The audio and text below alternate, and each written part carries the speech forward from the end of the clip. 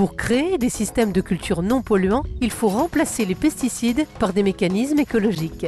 Dans le cas des bananeraies, le Centre de coopération internationale pour la recherche agronomique pour le développement, le CIRAD, en partenariat avec les planteurs, développe des outils alliant écologie, agronomie et défense des cultures.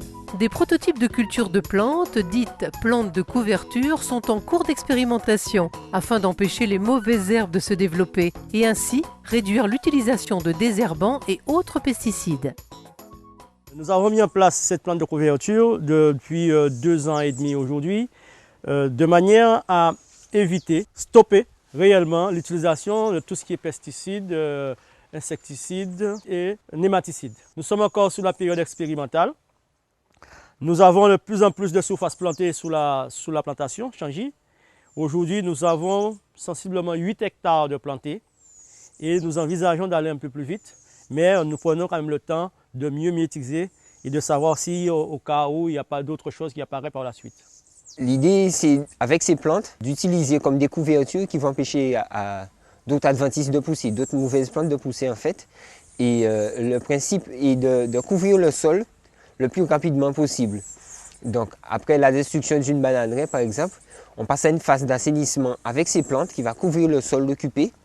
Les racines vont faire un travail assez intéressant pour récupérer des matières, des éléments fertilisants qui descendent en profondeur dans le sol, qui vont remonter avec le système racinaire assez puissant, qui vont pour certaines plantes fixer de l'azote atmosphérique et le rendre disponible, ma foi, petit à petit ou plus tard pour le bananier. Il existe 2 types de plantes de couverture. Elles peuvent avoir été plantées sur un sol en jachère ou être naturellement présentes dès le début sur les terrains agricoles et sélectionnés dans ce but.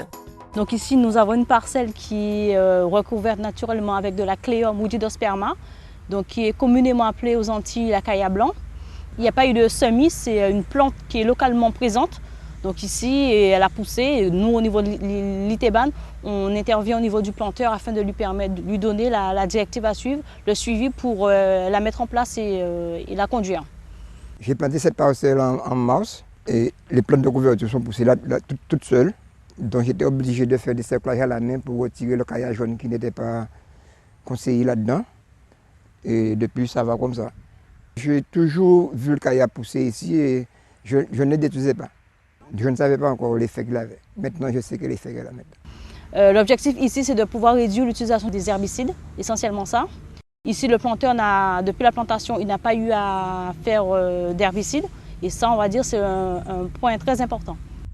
Afin d'être vraiment efficaces, les plantes de couverture doivent tout de même répondre à plusieurs critères. Elles doivent être avant tout compatibles et complémentaires aux bananeraies. Elles doivent pouvoir former un tapis homogène, suffisamment dense pour être dominantes face aux autres mauvaises herbes et se reproduire très vite. Ces plantes permettent également de lutter contre l'appauvrissement et l'érosion des sols, de protéger la biodiversité afin de fournir aux bananiers une terre fertile et respectueuse de l'environnement. On se rend compte que de plus en plus maintenant, il faut de moins en moins perturber le sol parce qu'il y a une faune, il y a une flore et tout ceci est à préserver, ça rentre dans un équilibre naturel et qu'il faut autant que possible préserver cet équilibre-là. Moi, mon outil de travail, c'est la terre, mon support, c'est la terre. Comment l'échanger? Je ne peux pas l'échanger. Alors je dois faire tout pour la protéger, la léguer en bonne santé, en bon état pour ceux qui vont me suivre. Bananes de Guadeloupe et Martinique, c'est FOSS Pays Nou.